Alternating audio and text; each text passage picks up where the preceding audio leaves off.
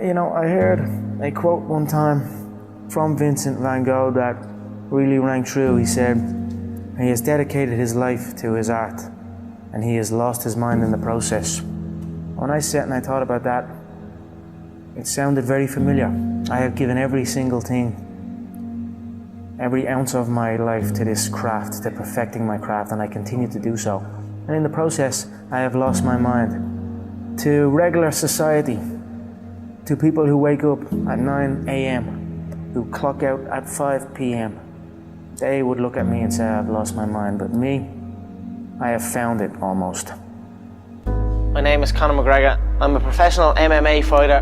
My dream is to be world lightweight champion in the UFC, have more money than I know what to do with, and have a great life for my kids, my grandkids, everyone in my family, everyone that's come up with me. That's my dream. My dream is to be number one. Most young men, why they got into martial arts was to defend themselves. I started off really being into football. That was what my first dreams were, you know, being a football player, and how good you were at playing football and how good you were at fighting, you know, they were the two things where I grew up. And then maybe as I start going outside my little estate and all, conflicts start happening, and I mean, I had to kind of think to myself, right, I need to be able to defend myself now as well.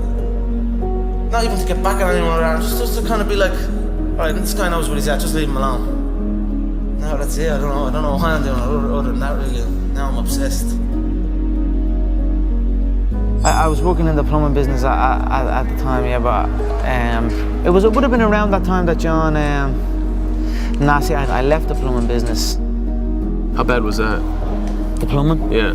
Horrendous. It was just a horrible, horrible time, and I was like, you know what, I don't want to do this, and then I just left, and then I just stopped going, didn't get out of bed. Then my dad would come in and try and bait me out of bed, and we'd have fights, and literally, for a good while I never spoke. I didn't really speak to my dad. We just kind of stayed away from each other. Anytime I come across my dad, anytime we did speak was to fight. Why did it get to that point, to where he was that mad? Because I was doing absolutely nothing. I was out getting into trouble. Yeah, basically felt like I was doing fuck all. I was a waster. You know what I mean? I was a waster. Got that, called that a lot. You know what I mean? The real stress and the real fights come from the mortgage, come from this stress of home. A lot of people are getting evicted from their homes around here. So that's something that I grew up with. That was a big stress in my family. It caused a lot of stress, so I just wanted to give it back and help out and just do that. My mother and father are still young. Now they have their feet up, they can relax, they are in a new place, so it's good. That's something I always dreamed of. I always visualized what giving would feel like. Given to people who have given to me, what that would feel like. I always dreamed of just showing up one day and be like, here. I always visualized good things. I always visualized victory, success, abundance.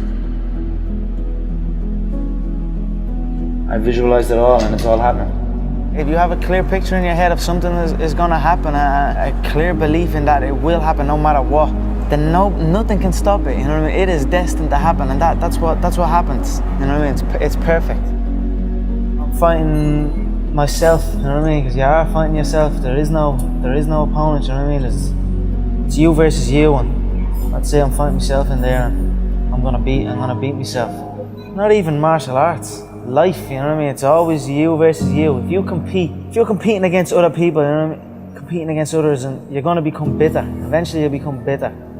But if you compete against yourself, you'll become better.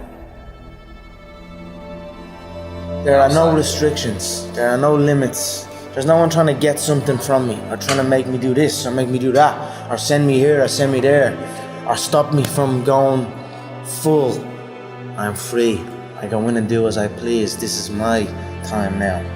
So it's a beautiful experience, and it's almost an out-of-body experience, and it becomes very, very addictive. So that's what you're seeing here. I'm addicted to that feeling, and I will do anything to get in there and get that feeling again.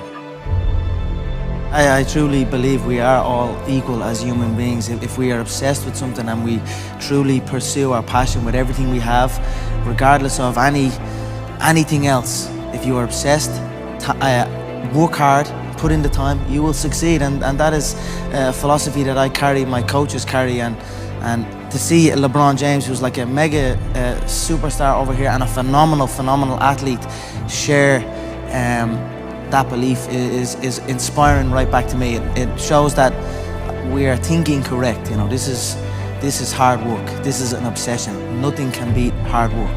If you're doing something and you're not interested or you have no passion for it, you should truly follow your passion. I'm not doing this for this. I'm not doing this for fake acting and pretending I can, you know what I mean? Trying to give emotion to some guy that wants emotion from me for a shot. I can't do that. I don't do this for that. But I understand that it's a double-edged sword and you must do that. I do it for the competition, to step foot inside that octagon, to have that feeling of freedom. So that is why I say I don't feel pressure in there. I do not. I feel free in there. Sounds like you were the last person that would ever give an excuse why you lost. No, there is no excuse. You know what I mean? It's like I've been beat before. You know what I mean? I've lost MMA fights. I've lost boxing fights. I've lost so many fights in the gym. You know, I lose all the time. You know what I mean? So it is what it is. If you, any true martial artist will know, in order to succeed at this game, you must lose